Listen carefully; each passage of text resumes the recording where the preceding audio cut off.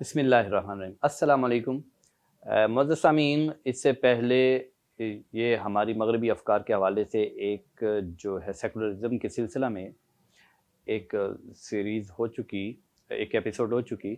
اب نیکسٹ کی طرف ہم جا رہے ہیں۔ پہلے ہم نے سیکولرزم کے جو ڈیفینیشن ہے، سیکولرزم کا کیا مطلب کیا ہے، میننگ کیا ہے، مفہوم کیا ہے، مختصر طور پر ہم نے وہ واضح کیا تھا۔ آج ہم جس ٹاپک کی طرف جا رہے ہیں یہ ہے کہ یورپ میں سیکولرزم کے اسباب۔ سب سے پہلے آپ دیکھیں کہ یورپ میں سیکولرزم کے اسباب، سیکولرزم کا آغاز یورپ سے ہوتا ہے، ایشیا سے نہیں ہوا، مشرق وسطیٰ سے نہیں ہوا، ادر جو کانٹیننٹس ہیں ان سے نہیں ہوا، اس کا آغاز یورپ سے ہوا ہے۔ تو اب اس کے اسباب کیا تھے، یورپ سے اس کا آغاز کیوں ہوا، اور یورپ سے آغاز ہونے کے بعد یہ پھر پوری دنیا میں پھیل گیا۔ آج پوری دنیا کا جو ایک فکر ہے وہ اسی طرف ہے، سیکولرزم کی طرف۔ مسلم نان مسلم تمام کنٹریز سیکولرزم کی طرف ڈھل گئی ہیں اس کے اندر، اور کچھ اس کی طرف جا رہی ہیں، جیسے کہ سعودی عربیہ ہے، سعودی عرب ہے، یہ تو یورپ میں سیکولرزم کے اسباب کیا تھے، اس کا آغاز، فکر کو کیوں اڈاپٹ کیا گیا، کیوں یہ فکر اپنا لیا گیا، تو اس میں بیسیکلی اگر ہم دیکھیں تو 3 اسباب ہمیں نظر آتے ہیں۔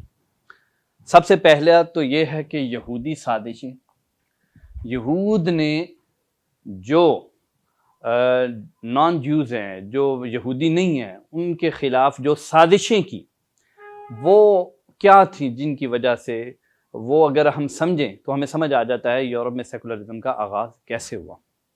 دوسری چیز ہے سائنسی نظریات، یعنی کہ وہ سائنسی نظریات جو گزشتہ صدی میں، اس سے پہلے گزشتہ 2-3 صدیوں میں پیش کیے گئے، جو ابھی تک پیش کیے جا رہے ہیں، تو وہ بیس بنے اس کے سیکولرزم کا۔ جیسے کہ ڈارون کا نظریہ ہے، ایوولوشن تھیوری ہے، نظریہ ارتقاء، اسی طرح فرائیڈ کا ہے اور سیکس کے بارے میں وہ نظریہ، اسی طرح جو ہے کارل مارکس، اس کا ہے تاریخی مادیت کو، جس کو ہم نام دیتے ہیں کمیونزم کا، جو اس نے تصور پیش کیا۔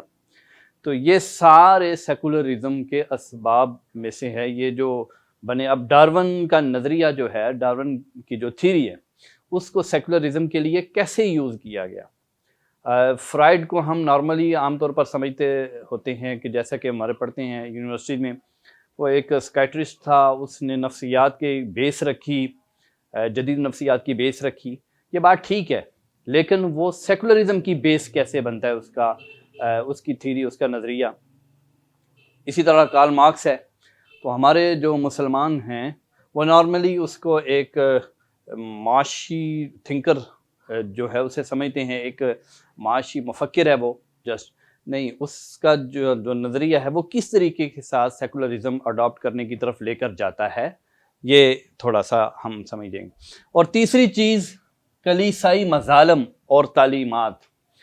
خود کرسچینٹی جو کہ یورپ کا ریلیجن تھا، ریلیجن آف یورپ، اور پورا ایک 1500 سال رہا، یہ سیکولرزم سے پہلے کلیسا، وہ پورا یورپ جو ہے وہ کلیسا کے ماتحت تھا اور کرسچینٹی اڈاپٹ کیے ہوئے تھا۔ تو یہ کس طریقے کے ساتھ بیس بنے، یعنی کلیسائی نظام کس قدر ظالمانہ تھا، اس کی جو ایجوکیشن تھی، جو ٹیچنگ تھی، جو تعلیمات تھیں جو کلیسا دیتا تھا، وہ کس طرح بیس بنی سیکولرزم۔ تو بیسیکلی سیکولرزم یورپ میں جو پھیلا ہے، اس کے 3 اسباب ہیں۔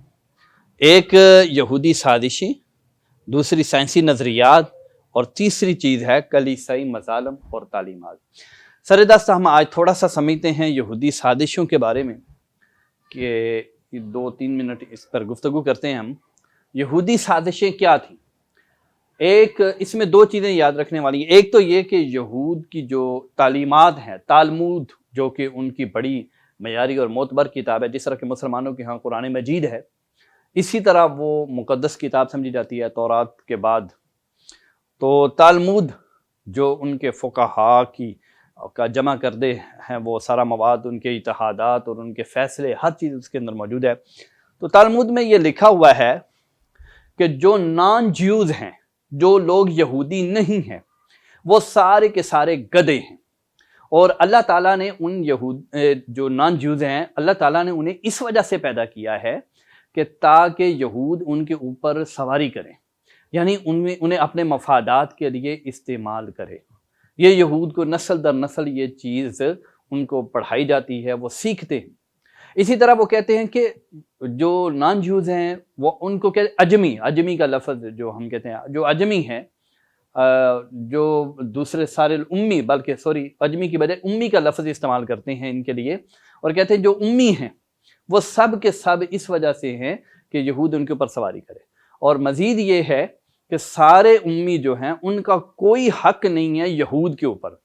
یہود اللہ کی بڑی پسندیدہ قوم ہے، جس طرح کہ قرآن نے بھی اس طرف اشارہ کیا ہے کہ وہ خود کو اپنی اللہ کی بڑی چہیتی قوم سمجھتے ہیں، جبکہ وہ تھے بھی، لیکن بعد میں انہوں نے رسالت کو نہ تسلیم کیا، اسلام کی اکارڈنگ ٹو اسلامک ٹیچنگ انہوں نے اسلام کو تسلیم نہیں کیا، اس وجہ سے وہ اپنے بلند منصب سے ہٹا دیے گئے، منصب امامت سے ہٹا دیے گئے۔ اب مسلمان اس منصب پر فائز ہیں۔